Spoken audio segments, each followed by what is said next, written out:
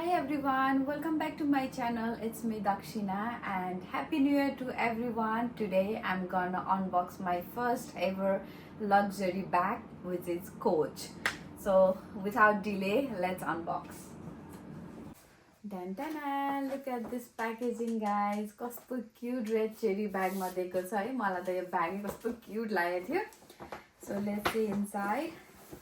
So I always wanted to buy this bag. Finally, I got my first Coach bag. Look at this guys. मलाई चाहिँ यस्तो मन परेको थियो हैन यो bag.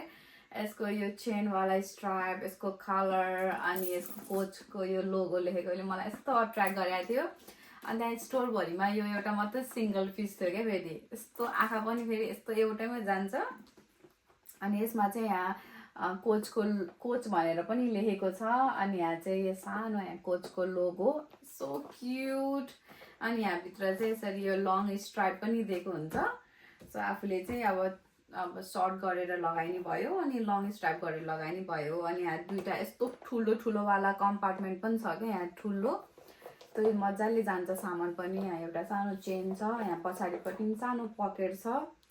सो मलाई चाहिँ यो ब्याग यस्तो क्यूट लागेको थियो अनि मलाई अरू भन्दा पनि it can goes with every outfit क्या. You will never go wrong.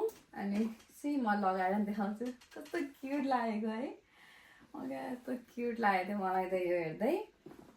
How do you find guys? If you like it then please comment down below. Sometimes it's better to gift yourself. It helps you to motivate, even do more hard work in upcoming days. So this time I gifted myself a Coach branded bag as a happy new year gift for myself. So nice. I like it. I love it. So much for watching my vlog guys, and please do not forget to subscribe my channel.